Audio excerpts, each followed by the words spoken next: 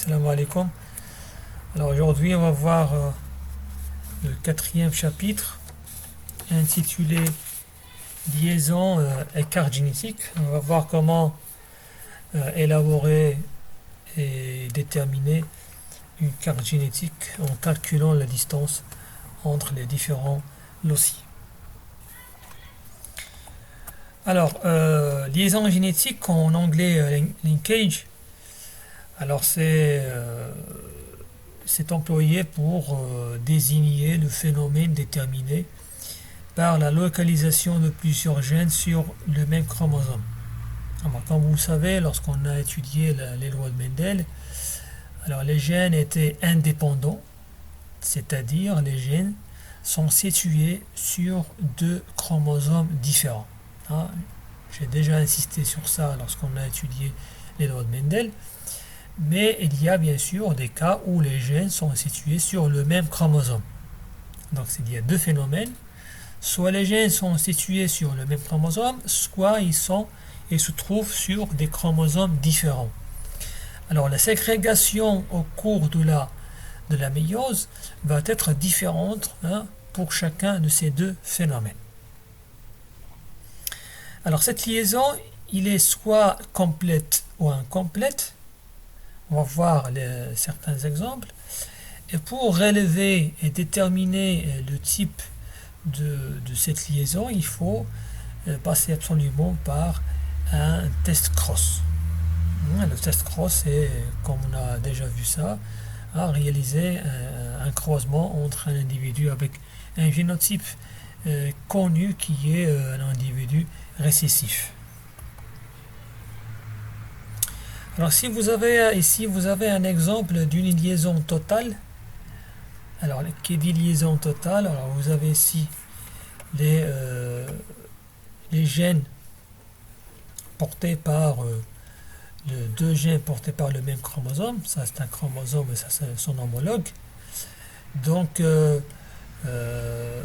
cet individu il va nous produire deux types de gamètes qui est dit gamètes parentaux. D'accord ? Vous voyez que les gamètes sont semblables aux chromosomes, composition allélique parentale. Donc il n'y a pas production des gamètes dites recombinées. Il y a 100% de gamètes parentaux. Il y a deux types, donc absence de gamètes recombinés. Alors ici, pour la ségrégation indépendante, ça c'est un rappel, parce qu'on a les gènes portés par des chromosomes différents. Alors je reviens ici vous avez deux gènes portés par le même chromosome, ici vous avez deux gènes portés par deux chromosomes différents. Alors on obtient quatre types de gamètes, deux gamètes parentaux, vous voyez, parentaux, ça ils ressemblent parfaitement au génotype parentaux, et deux gamètes dites recombinées. Donc nous avons 50% de gamètes recombinées et 50% de gamètes parentaux, et avec une proportion, bien évidemment, de 1 à 1, une proportion équiprobable. Alors, ici, nous avons en production de 4 types de gamètes différents. Et là, lorsqu'on est dans un cas d'une liaison génétique, nous avons la production que de 2 types de gamètes. D'accord ? Il faut capitaliser ça. 2 types face à 4 types lorsque les gènes sont indépendants. Alors, Morgan a découvert cette liaison chez la mouche du vinaigre Drosophila melanogaster. Donc il a utilisé plusieurs types de mutations chez la drosophile. Alors la mutation, soit qu'elle touche la forme des ailes, soit la couleur des yeux. D'accord ? Alors vous avez ici autant de types de mutations qui affectent la forme la longueur, la taille et la forme des ailes. Et aussi il y a des mutations qui touchent la couleur des yeux. Alors le symbole de la liaison, vous avez deux types de liaison. La liaison 6 et la liaison trans. Alors la liaison 6, c'est une liaison qui est représentée par les allèles dominants qui se trouvent sur le même chromosome. Et la liaison trans, c'est que les allèles dominants se trouvent sur deux chromosomes différents. D'accord? Les allèles dominants se trouvent sur les deux chromosomes différents.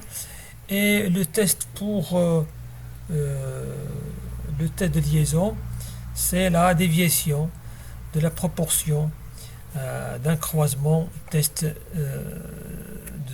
entre un individu d'hybride. Ça, vous le connaissez déjà. Voilà un schéma pour vous montrer la différence entre une liaison 6 et une liaison trans. Alors ici, vous avez les allèles, les gènes sont situés, les allèles dominants sont situés sur le même chromosome. Ici, les allèles dominants sont situés sur deux chromosomes différents. Ou bien sûr, un chromosome sont chromosomes homologues. Donc, les allèles dominants se trouvent sur le même chromosome. Donc, la répartition ou la ségrégation ne sera pas la même. Ici, vous avez la proportion des gamètes 50%, 50%, mais bien sûr, au cours de la reproduction de la F2, on aura une fréquence phénotypique parentale tout à fait différente de fréquence des phénotypiques recombinés pour les deux cas. On va voir ça alors tout de suite. Alors Morgan a expliqué ces résultats en étudiant deux paires de gènes autosomiques chez la drosophile.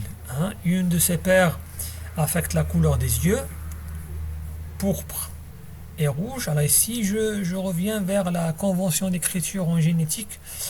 Alors pour écrire un génotype, représenter un génotype d'un allèle mutant, alors on prend la première lettre de l'allèle mutant pour désigner la mutation, et pour l'allèle sauvage on ajoute un exposant plus. Alors l'autre paire affecte la longueur des ailes. Vous avez vestigiale et les ailes normales. Donc une de cette liaison, alors vous avez la liaison 6, couplage. Donc la fréquence des classes, lorsqu'on fait un test cross entre un individu hétérozygote et un individu double homozygote récessif, on obtient des classes phénotypiques, comme vous voyez ici. Alors la fréquence ou le nombre des classes, le nombre d'individus ou la fréquence des classes phénotypiques parentales est plus grand que la fréquence des classes phénotypiques recombinées. Alors ça c'est une classe phénotypique qui est parentale, vous voyez ici, c'est semblable. La même chose ici, la même composition allélique des parents. Donc les individus, les individus qui sont semblables à leurs parents auront une fréquence très grande. Par contre, les individus recombinés, c'est-à-dire recombinaison entre les deux génotypes, auront une fréquence faible. Ça, c'est pour la liaison 6. Par contre, pour la liaison trans, on a le contraire, c'est l'inverse. Hein, on a fait le même croisement, sauf que les allèles ici dominants ne se trouvent pas sur le même chromosome. Donc il se trouve sur le chromosome homologue. C'est pour cela que nous avons obtenu la fréquence des classes phénotypiques parentales, hein, sont plus petits que la fréquence des classes phénotypiques recombinées. Donc là, à partir d'un croisement test, on peut déterminer en fonction des fréquences phénotypiques, c'est-à-dire le nombre d'individus qu'on obtient pour chaque classe phénotypique, on peut savoir déterminer est-ce que les gènes ou bien les allèles dominants se trouvent sur le même chromosome ou pas. Alors si vous avez une image de crossover vue par microscope électronique, alors vous voyez ici un chromosome, les deux chromosomes homologues, et là c'est le site d'enjambement, hein, le site formant ici un tétrade, hein. Ici vous avez deux sites de crossover. On va voir par la suite la fréquence d'apparition de ces crossover et l'interférence entre les deux. Alors ça c'est ce qui se passe au niveau du chromosome, mais de point de vue moléculaire à l'intérieur du chromosome, c'est-à-dire lorsqu'on arrive à l'ADN. Alors qu'est-ce qui va passer à l'ADN? Vous voyez ici un croisement ou bien une recombinaison entre les différents brins d'ADN, hein, pour à la fin obtenir un échange réciproque entre les différents fragments de l'ADN. Donc on a vu qu'il y a deux types de ségrégation. Vous avez les gènes indépendants et les gènes liés. Et à l'intérieur des gènes liés, il y a deux types de liaisons. Vous avez les liaisons complètes et les liaisons incomplètes. Alors on va voir étudier chacune des liaisons à part. Alors ici nous avons le premier exemple de deux gènes A et B pour 3 tests. Alors le test indépendant, la liaison incomplète et la liaison complète, hein, donc le résultat d'un test cross entre un individu double hétérozygote et un individu double homozygote récessif. Alors pour chacune des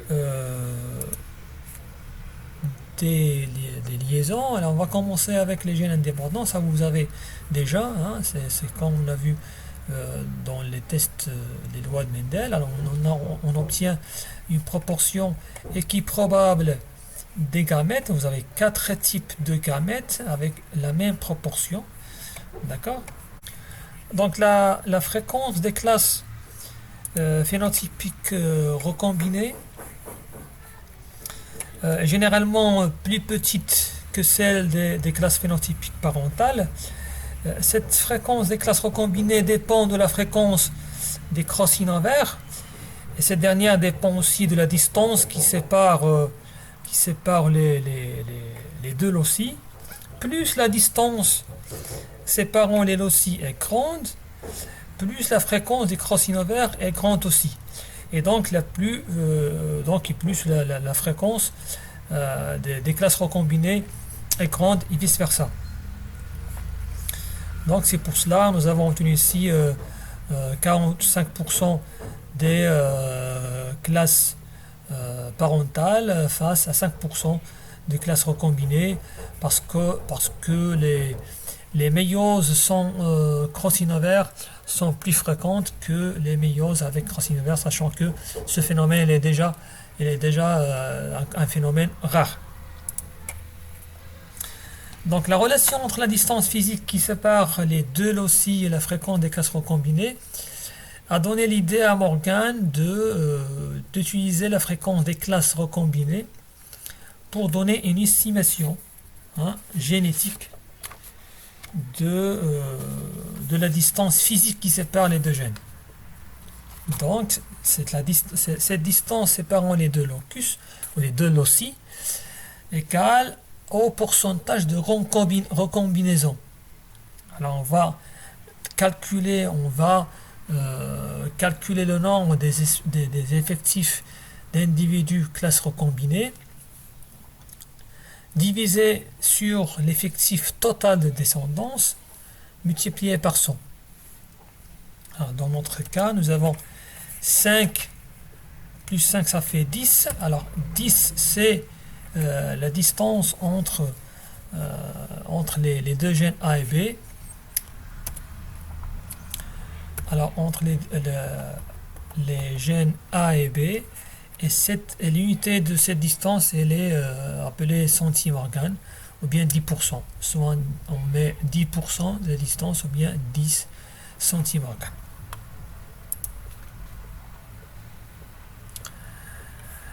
Alors, ici, la descendance se compose, pour la liaison complète, se compose seulement de deux classes phénotypiques, qui correspondent aux classes parentales. On n'a pas donc ici de production de classes phénotypiques recombinées. Ceci est dû au fait qu'il n'y a jamais production de gamètes recombinés, donc il ne se produit jamais de crossin-over. Il n'y a pas de crossin-over. Et l'association allélique parentale, AB petit AB, ne sont jamais rompus. Il n'y a pas, on garde ici la même association allélique. Alors, nous avons ici la carte, comment établir une carte à partir de test cross de 2 points, c'est-à-dire 2 loci sur le même chromosome. Alors, si nous avons deux types de test cross, le premier, nous avons les ailes 4 caractères. Vous avez les ailes longues, les yeux blancs, les ailes vestigiales et les yeux cynabres. Et le deuxième cross correspond à quatre types aussi caractères différents. Vous avez les ailes longues, les ailes vestigiales, avec le corps gris et le corps noir. Alors, chacun des deux tests donne 4 classes phénotypiques. Vous voyez ici 4 classes phénotypiques qui ont des proportions inégales. Lorsqu'il y a proportion inégale, automatiquement, il s'agit donc de 2 cas de liaison incomplète. Liaison incomplète, on a des proportions inégales des classes phénotypiques. Alors, pour le premier croisement, on peut pour les deux croisements, on peut donner une estimation de la distance qui sépare les deux loci en calculant le pourcentage de recombinaison ou de recombinant dans chaque croisement. Ici, vous avez pour le premier croisement la distance entre VG et CN. Donc, je reviens ici. Alors, entre VG et CN, ça c'est double homozygote récessif.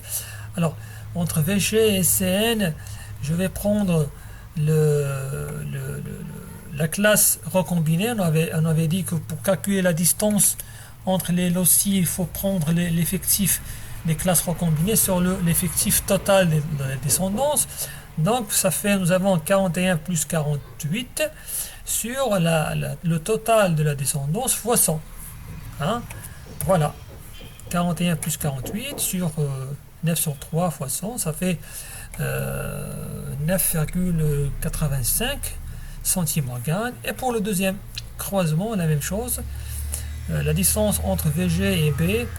Donc, vous prenez l'effectif des individus des classes phénotypiques recombinées divisé sur le total de la descendance fois 100, et voilà le résultat de la distance entre les deux qui sépare les deux gènes. Ici, lorsque la distance elle est inférieure à 50%, Donc les deux gènes se trouvent sur le même chromosome. D'accord? Alors ici, nous avons trois gènes. On a calculé la distance qui sépare les trois gènes, mais on ne peut pas déterminer leur ordre linéaire sur le chromosome. Donc nous avons deux possibilités. Si on veut schématiser et établir la carte génétique, on ne peut pas déterminer exactement l'ordre. C'est pour ça qu'on a mis ici les deux possibilités. Mais après, on verra, lorsqu'il y a test de 3 points ou bien 3 gènes, on peut établir exactement l'emplacement des gènes. Donc ici, ce croisement en utilisant 3 loci sur le même chromosome, il va nous donner une idée sur la position des gènes. Donc c'est un test cross faisant intervenir 3 gènes liés qui se trouvent sur le chromosome X de la drosophile. Voici les 3 gènes. Alors, vous avez CV, c'est un cross veinless, c'est une mutation qui provoque l'absence de la nervure au niveau des ailes. C'est juste pour information. CT, C4, c'est la mutation au niveau de ce gène qui donne des ailes découpées. Et V, c'est la couleur des yeux. La couleur, en principe, la couleur sauvage de l'œil est rouge, mais la mutation V provoque une coloration qui tire vers l'orange. Voilà. Donc ici, chez la drosophile, la femelle a 2 chromosomes X, alors que le mâle a un seul chromosome X. Donc le mâle ne peut avoir qu'un seul allèle à la fois pour les gènes portés par le chromosome X, donc on dit qu'il est hémizygote. Voilà le résultat des individus de ce chromosome. Donc on a production de 2 types de gamètes majoritaires et 2 types de gamètes majoritaires, d'accord, et 6 types de gamètes issus de méiose avec des événements de crossover. Donc les intervalles entre les lieux adjacents sont désignés des régions de crossover. Alors il est convenu de les numéroter de gauche à droite.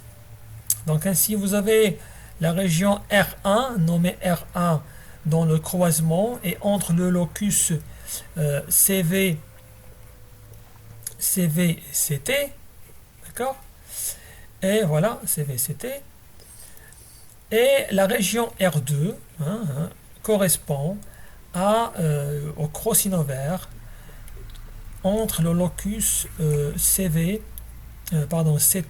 et V. D'accord. Alors R1 correspond au crossover entre CV et CT et l'autre c'est R2 entre CT et V. Alors au niveau des méioses avec crossover, le cas de B, C et D. Alors, le cas de B, C, D, la moitié des gamètes produits sont recombinés, d'accord, et l'autre moitié sont des gamètes parentaux, Donc on a deux chromatides sur 4, 2 chromatides sur 4 qui n'ont pas participé au crossover et qui ont donc conservé l'association allélique parentale.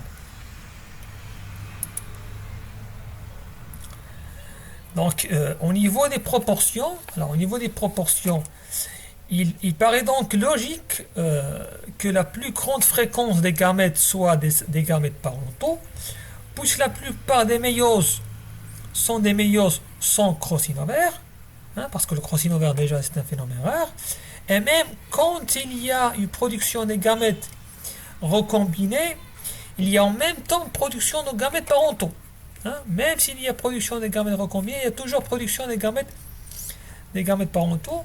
Pour les gamètes double recombinés, Alors il paraît logique qu'ils soient les moins fréquents en termes de nombre, hein, et les moins représentent de tous les gamètes, puisqu'ils nécessitent que deux événements rares se passent simultanément. On parle ici de double crossover. Hein?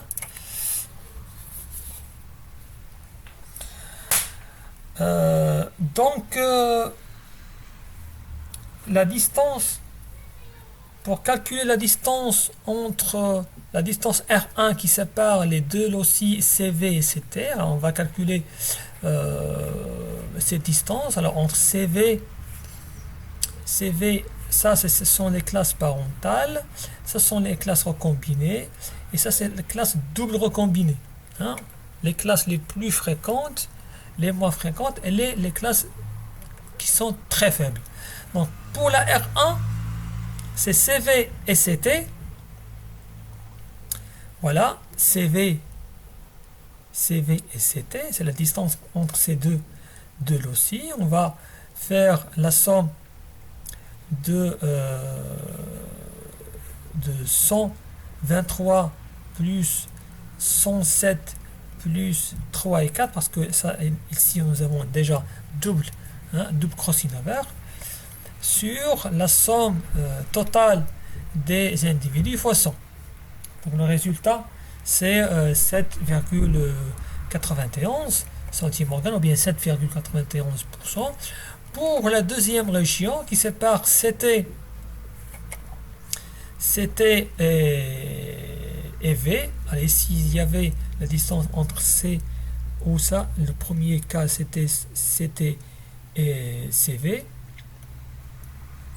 et le deuxième cas c'est pour CT et V. Alors pour CT et V, voilà, deuxième cas c'est CT et V. Alors CT et V, le premier était CV, CT. Alors entre CT et V, cette distance correspond à la somme des individus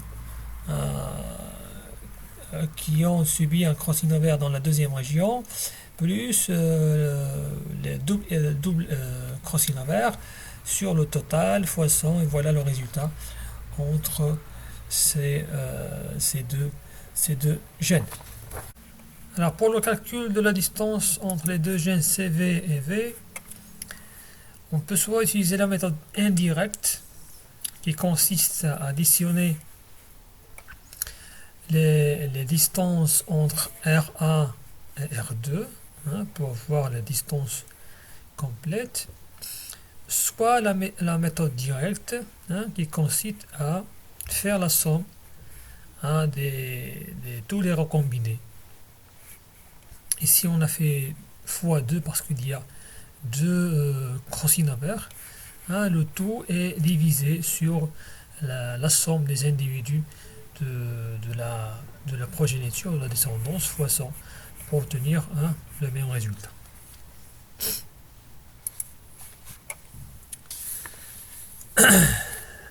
Alors maintenant on va voir comment établir une cartographie génétique. Alors l'analyse de la descendance.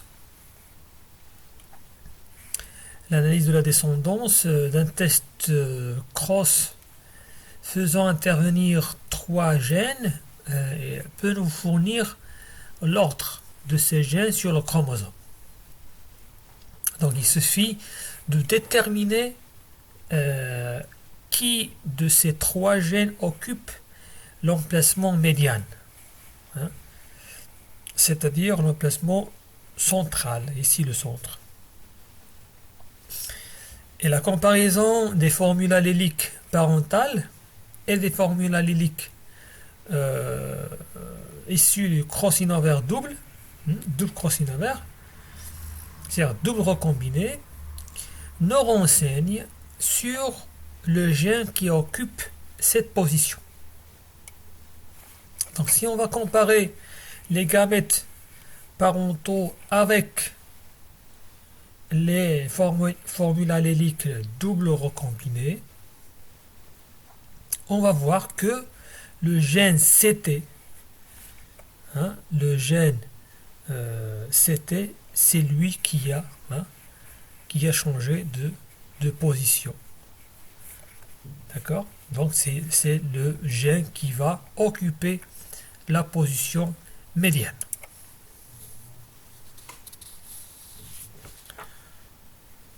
Alors, on va voir un exemple d'un test cross dont on ignore l'ordre exact des gènes.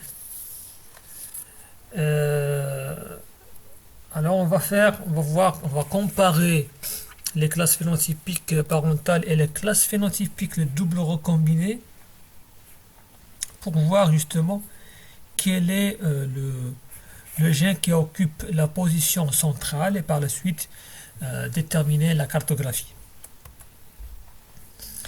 Alors, d'après les fréquences des classes phénotypiques, les formules alléliques parentales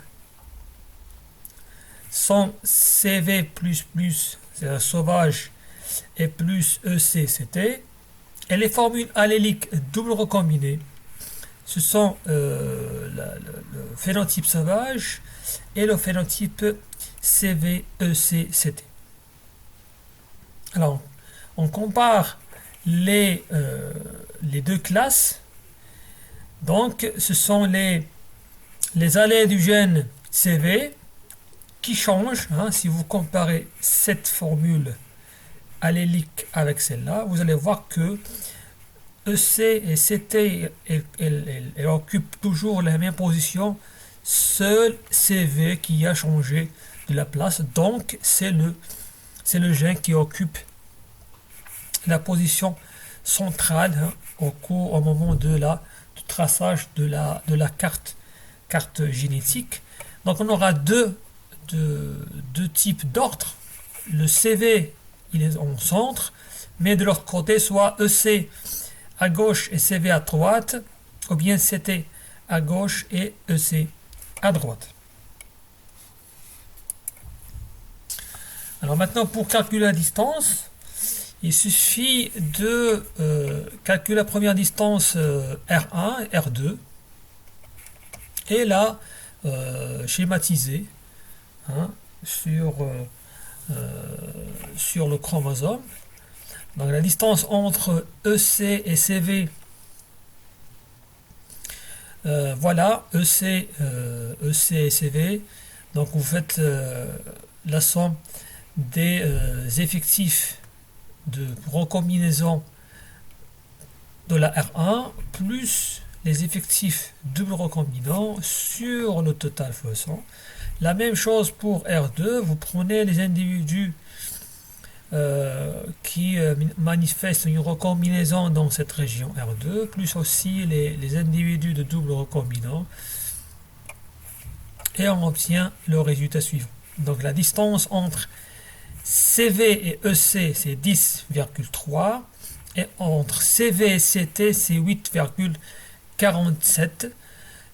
Puisque CV est en position médiane, on peut représenter schématiquement l'ordre de ces gènes qu'on voyait ici, ou bien vous mettez ici CT et là EC et changez bien sûr les distances.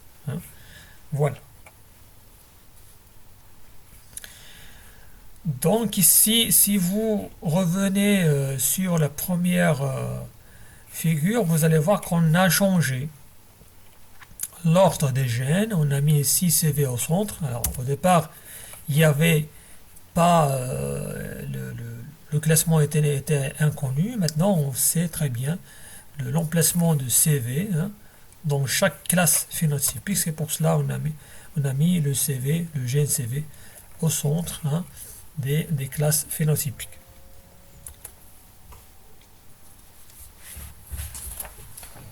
Alors maintenant,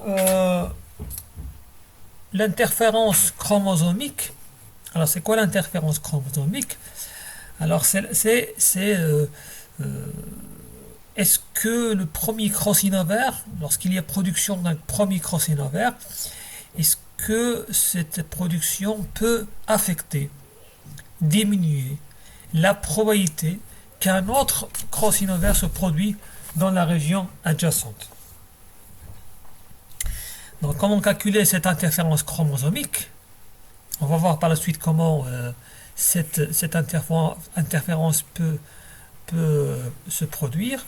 Alors vous avez premièrement l'interférence est égale à 1 moins le coefficient de coïncidence. Ce coefficient de coïncidence est égal au pourcentage des individus double recombinés observés sur le pourcentage de double recombinés théoriques. Alors, vous voyez à partir des mesures ou bien des valeurs obtenues sur le tableau, le nombre d'effectifs des individus observés. Il faut calculer le nombre des effectifs des individus théoriques qui manifestent un double recombiné, un double crossover. Par exemple, vous voyez ici une distance, voilà schématisation d'une distance entre les trois gènes. Alors pour un double crossover théorique, c'est-à-dire vous avez ici un crossover, un deuxième crossover, donc on va faire le produit des deux crossover pour avoir un double crossover théorique. Mais en pratique, lorsqu'on a réalisé ça de point de vue expérimental, on a obtenu un crossover avec une valeur de 0,78%, qui est un petit peu inférieure à la valeur obtenue par un calcul théorique. Donc là, on peut conclure que l'apparition ou la production d'un premier crossover peut intervenir sur l'apparition d'un deuxième, sachant que déjà crossover c'est un phénomène rare, donc automatiquement pour avoir deux phénomènes rares à la fois, c'est c'est très peu probable. Alors maintenant on va voir comment l'apparition d'un crossover peut agir sur l'apparition des autres crossover. Alors ici vous avez un exemple de l'absence des classes double recombinées. On n'a qu'un seul crossover dans la région 1 et un autre crossover dans la région 2, mais il n'y a pas des effectifs des individus qui manifestent le double crossover. Donc, si on considère que le crossover est un phénomène qui est indépendant, c'est-à-dire l'apparition d'un premier crossover n'agit pas, n'a pas d'effet sur l'apparition d'un deuxième et ainsi de suite. Donc, on aura une fréquence de double recombiné théorique. Alors, vous avez ici, on a vu comment on calcule le double crossover, c'est-à-dire le produit entre le premier crossover et le deuxième. Alors vous avez 7,5% fois 10,1%. Alors on aura quelque chose de 0,75%. Alors 0,75% de ces individus pouvaient être des individus avec double recombiné, ce qui correspond à 26 individus. 0,75% correspond à 26 individus qui devraient être en principe des doubles recombinés. Mais dans la pratique, on n'a pas obtenu ce niveau. Ça veut dire quoi? Ça veut dire que le crossover, la formation des crossover ne sont pas toujours indépendants les uns des autres, et qu'il arrive que la formation d'un crossover empêche totalement, partiellement, la formation d'un autre crossover. D'accord? Alors ça ce qu'on appelle l'interférence chromosomique. Donc on avait vu déjà comment calculer l'interférence. L'interférence c'est 1 moins le coefficient de coïncidence. Alors, lorsque vous avez une interférence, un coefficient est égal à 0, donc nous sommes dans un cas d'une interférence totale, c'est-à-dire absence totale des doubles recombinés. Lorsque vous avez le coefficient est égal à 1, donc une interférence nulle, c'est-à-dire la proportion prévue des doubles recombinés égale à la proportion obtenue. Et lorsque le coefficient est compris entre 0 et 1, donc nous sommes dans un cas d'une interférence négative partielle. Donc l'interférence négative partielle est d'autant plus, elle est plus forte quand le coefficient tend vers 0. Alors dans l'exemple qu'on a vu au départ, on peut mesurer l'interférence chromosomique en calculant le coefficient de coïncidence.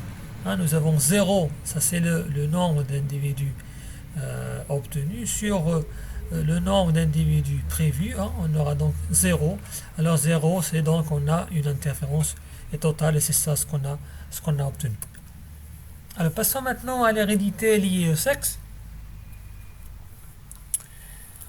Alors les chromosomes, comme vous le savez, les chromosomes sexuels sont responsables de détermination de sexe, masculin, féminin, mais aussi ils portent des gènes responsables, mais qui codent l'expression des autres caractères, des caractères somatiques, à savoir la coloration des yeux, l'hémophilie, etc.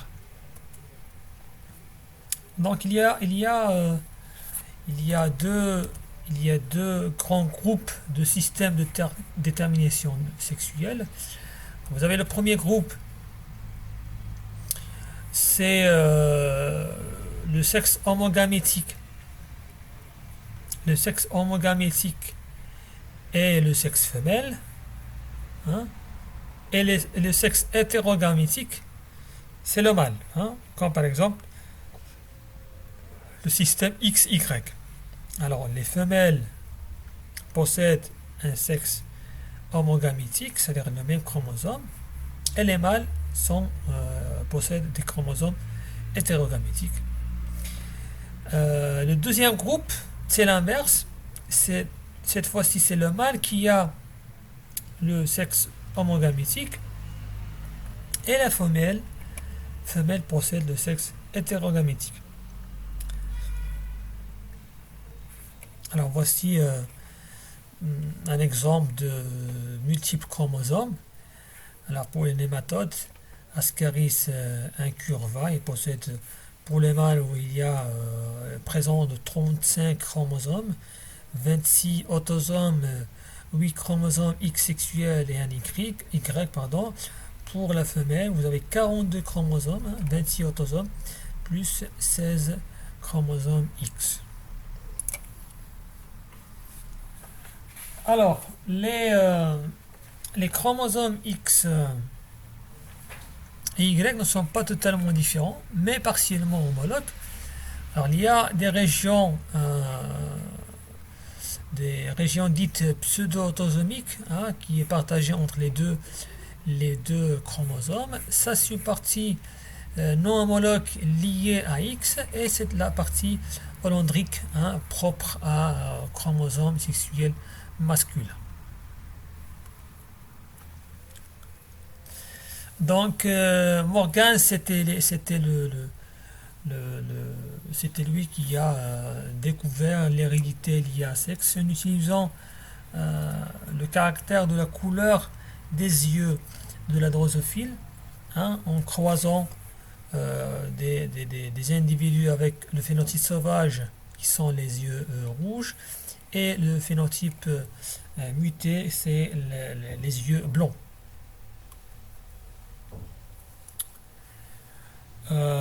Donc qu'est-ce qu'il a obtenu? C'est que l'expression des gènes liés au sexe sont de façon différente, entre les mâles et les femelles, et même les croisements réciproques ne donnent pas la même descendance. Pourquoi? Parce que pour que le caractère se manifeste chez le mâle, il suffit d'être présent, que ce soit récessif ou dominant. Mais pour chez la femelle, ce caractère, s'il est récessif, il doit être en état homozygote. Hein, sinon, il ne va pas être exprimé. Mais si le caractère est dominant, donc il suffit d'avoir un seul allèle dominant dans la composition allélique du génotype. Donc ici on va faire deux croisements, un croisement et son croisement est réciproque pour voir comment les résultats sont totalement différents. Alors ici nous avons une femelle sauvage normale, la couleur normale, avec un mâle qui est muté. Vous voyez qu'il y a le fait qu'il y a un seul X, donc quel que soit l'état du caractère récessif ou dominant, il va s'exprimer. Alors après le premier croisement, on a fait un croisement à l'intérieur de cette F1 parce que ici toutes les femelles seront hétérozygotes, un X ici et un autre de là, donc hétérozygotes, et là tous les mâles seront porteurs seront sauvages, hein, parce qu'ils ont acquis le X de la femelle. Donc après ce croisement F1, on aura cette progéniture composée de les femelles moitié homozygote sauvage et moitié hétérozygote sauvage. Et pour les mâles, nous avons moitié sauvage et moitié mutant. Alors vous avez moitié sauvage, moitié mutant et 100% sauvage pour les femelles. Alors si on va faire le croisement réciproque, c'est-à-dire le contraire, l'opposé du premier, alors ici nous avons réalisé le croisement entre mâle mutant avec femelle sauvage. Cette fois-ci la femelle sauvage avec le mâle, la femelle mutante avec le mâle sauvage.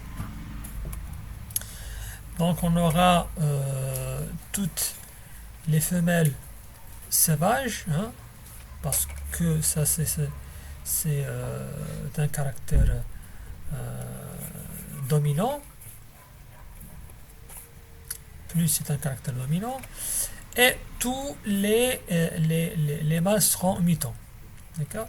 Alors le résultat c'est totalement différent du premier. Alors, le premier on avait 100% femelles sauvages, 50% mâles sauvages, 50% mutants. Cette fois-ci, vous avez 50% femelles, 50% mâles sauvages.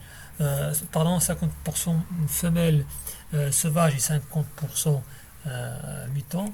Donc, d'ici, on peut tirer la conclusion que lorsque les caractères sont portés par les chromosomes sexuels, l'expression est différentielle entre les deux sexes.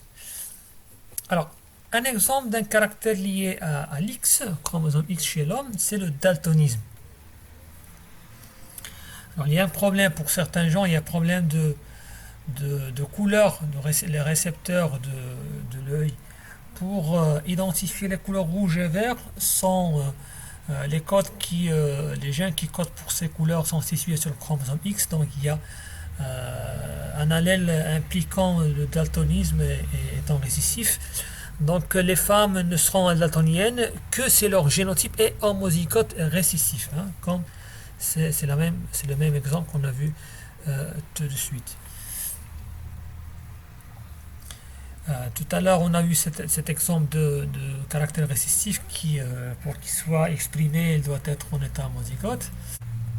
Alors l'hérédité influencée par le sexe, alors ce sont des caractères qui apparaissent chez les deux sexes, mais ils sont exprimés plus dans un sexe qu'en dans un autre.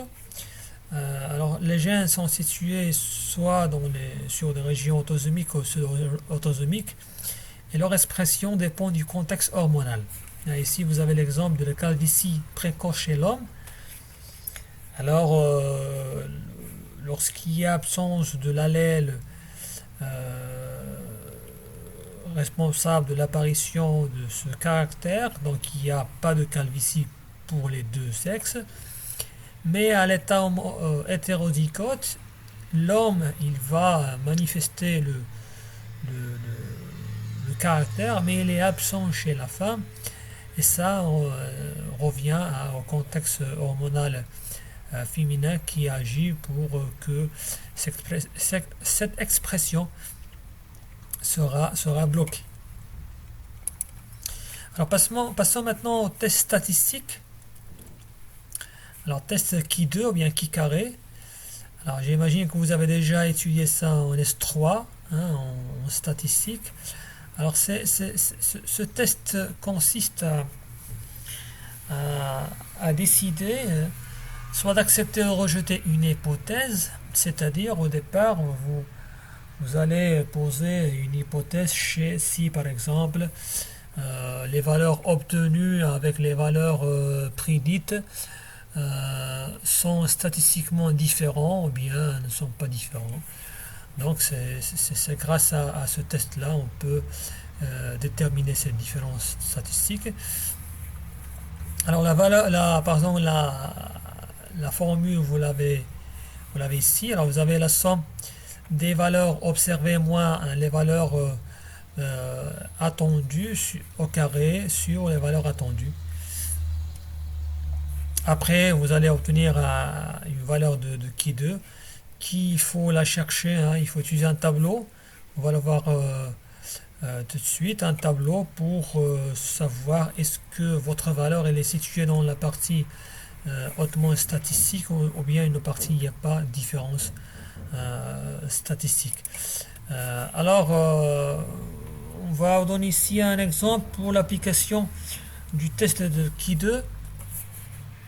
Alors, vous avez une plante suspectée d'être hétérozygote, grand A, petit a, ou grand A c'est pétale rouge et petit a c'est les pétale blanc.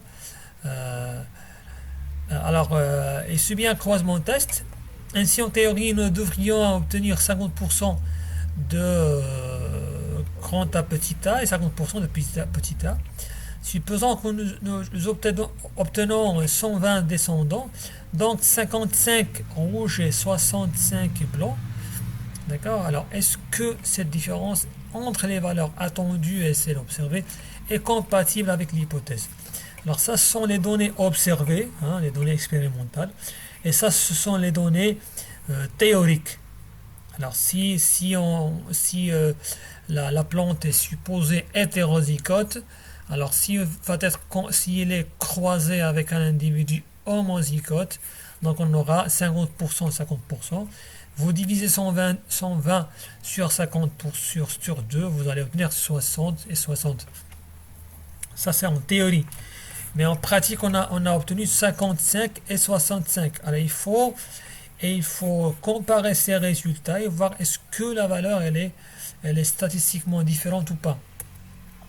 Donc on va appliquer le qui 2, le qui carré.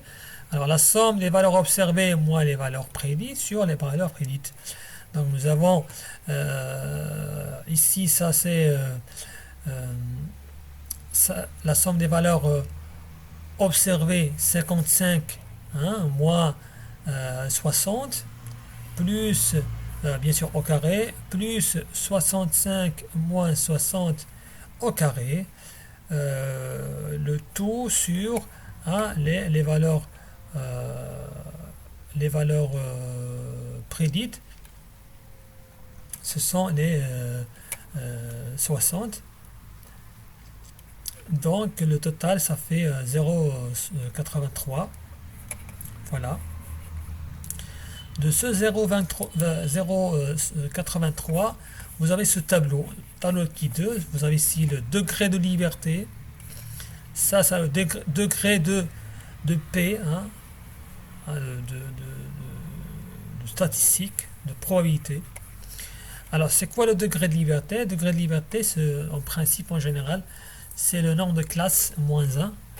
Alors après, on verra en S5, on va détailler un petit peu ce degré de liberté. Alors nous avons ici deux classes, hein, voilà, rouge et blanc. Donc 2 moins 1, ça fait 1. Donc 1, voilà degré de liberté.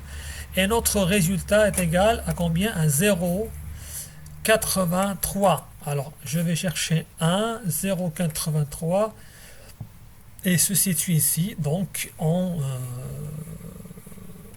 l'hypothèse est acceptée. Parce que elle est là, donc là, la différence elle est statistiquement importante.